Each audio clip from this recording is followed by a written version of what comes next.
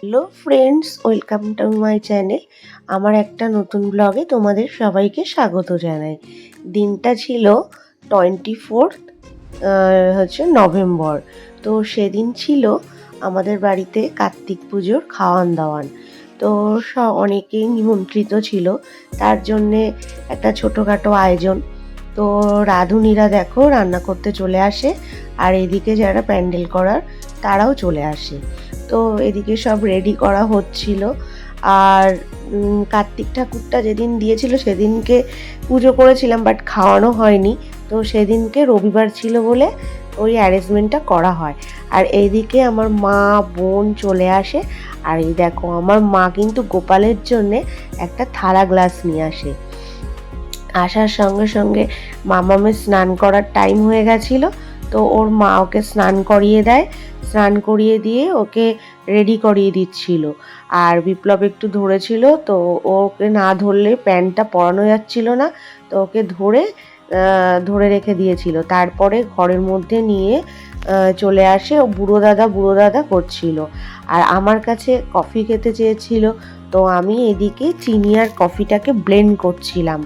তো ব্লেন্ড করতে করতে দেখো একটু মাম্মামের দুষ্টুমিগুলোও তোমরা দেখো, কত দুষ্টুমি করছে। শুয়ে আঁকছে, শুচ্ছে, দেখো কেমনভাবে শুয়ে আছে। ওকে দেখলেই না আদর করতে ইচ্ছা করে। আর খুব দুষ্টু ও, খুবই দুষ্টু। তাও দুষ্টুমির মধ্যেও ওকে ভালো লাগে। এই দেখো বুড়ো দাদার সাথে খেলা করছে।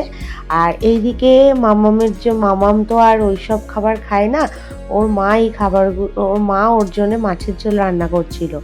আর এদিকে দেখো রাঁধুনি জেঠিমা এদিকে রান্না করছে। আর হলো একটু পোজ দিতে বলছে, আমি যে একটু রান্না করো, আমি একটু ফটো তুলি, তোমার ভিডিও করি। তো তাই করছিল। আর এদিকে মাও বসেছিল, সবাই কাজ করছিল। আমিও, আর আমার বাড়িতে তখন সবাই চলে এসছে, আমার বান্ধবী রুমকি আর হলো অনেকেই এসছিল, সেগুলো পরপর তোমরা দেখতে পারবে। আর এদিকে দেখো মাসি হলো চিকেনটা রান্না করছিল। সত্যি সেদিন রান্নাগুলো হয়েছিল অপূর্ব। কারণ আমি বলছি না, মানে এখানে হয়তো আমি বলছি, কিন্তু প্রত্যেকে খেয়েছে, সবাই বলেছে। আর এইটা কিন্তু আমার একটা ছোট্ট ননদিনী। তো যেহেতু মাম্মাম এসছিল, ওই জন্য ও চলে আসে, মাম্মামের বয়সী। তো মাম্মাম ওকে দেখো একটু আদর করে দিচ্ছিল। তো মাম্মামের বয়সী বলতে মাম্মামের থেকে বড়, কিন্তু তাও মাম্মামের খেলার সঙ্গী। আর এদিকে টিঙ্কুদার চেয়ার টেবিলগুলো সেট করে দেয়, আর লোকজনও চলে আসে। তো এই দেখো আমার বান্ধবী আমার গোপালের জন্য নিয়ে আসে একটা ফুলের সাজি। তো আমার গোপালও কিন্তু সেদিন ভালোই গিফট পাচ্ছিল। দেখো কত সুন্দর একটা ফুলের সাজি নিয়ে এসেছিল, আমার তো খুব পছন্দ হয়েছিল।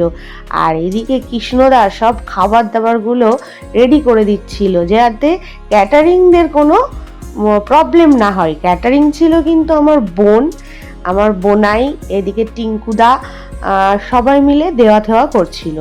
তো খুব মজায় দিনটা কেটেছিল। সবাই খেতে বসে যায়, ওরাও খেতে বসে যায়, দিদিভাই আমার বান্ধবীরা তো খাচ্ছিল। আর ওরা দেওয়া থেওয়া করছিল, আমিও একটু ভিডিও ক্লিপস নিয়ে নেই, কারণ এইগুলোই স্মৃতি হয়ে থেকে যায়। তো ওদের খাওয়া দাওয়া হয়ে যায়, তারপরে কিন্তু ওরা চলে যাচ্ছিল, আমি একটু ভিডিও করে নেই। এ দেখো টাটা বাই বাই করছিল।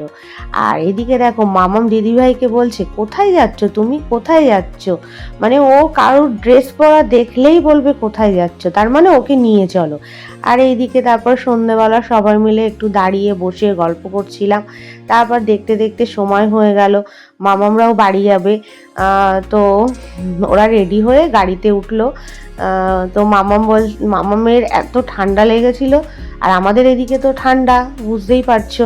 তো মামামের মাথায় টুপি পরিয়ে ওকে রেডি করে গাড়ির মধ্যে বসিয়ে নেয়। তো ও কিন্তু চলে যাচ্ছিল। তো আজকে মতন ব্লগটা এখানেই শেষ করছি। তোমাদের যদি আমার এই ব্লগটা ভালো লেগে থাকে, অবশ্যই লাইক কমেন্ট শেয়ার করো। তো চলো টাটা।